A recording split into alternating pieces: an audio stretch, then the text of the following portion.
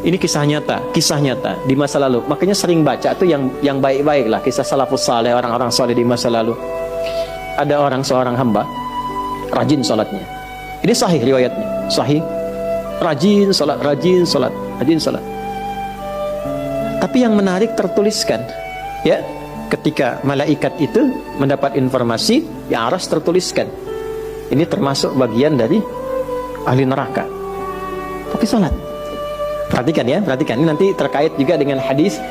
Kalau Anda baca Al-Arba'in, nomor hadis yang keempat itu, ya, terkait dengan bab takdir. Bagaimana kemudian ikhtiar seorang hamba itu, ya, menjadikan ia berubah dari salah menjadi soleh dan sangat dicintai oleh Allah.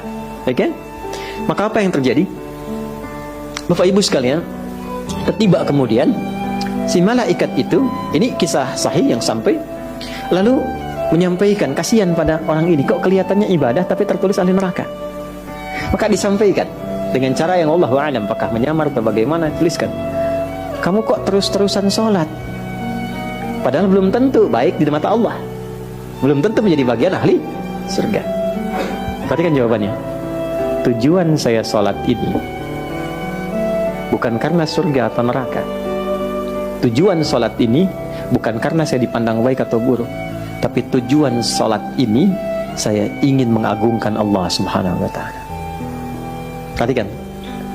Dan nanti ini menjadi cara bagi seseorang yang ingin bertobat. Jadi kalau ingin bertobat, tobatnya ingin benar, carilah perhatian Allah. Yang penting ridha Allah. Terus saja tobat sampai merasakan kenikmatan tersambung dengan Allah. Itu maksudnya. Jadi begitu keluar kalimat itu yang mengguncang arsy, itu yang dijadikan oleh Allah pelajaran bahkan pada alam malaikat untuk mengenal bagaimana rahmat Allah itu diberikan. Mudah bagi Allah membuka, merubah, memutar, mudah. Tapi Allah ingin memberikan pelajaran bahkan di alam malaikat bagaimana kasih Allah diberikan. Begitu kalimat itu muncul, apa yang terjadi? Maka berubahlah di arsy namanya menjadi ahli surga. Ini riwayat sahih. Berubah menjadi apa? Ahli surga. Padahal Allah tuh maha mengetahui, gampang aja tinggal dirubah ahli surga, tidak. Tapi Allah ingin memberikan informasi bahkan di alam langit kepada para malaikat betapa tingginya rahmat Allah, memberi kesempatan pada setiap hambanya untuk kembali kepada Allah dalam kebaikan. Dan itu disebut hamba. Disebut hamba.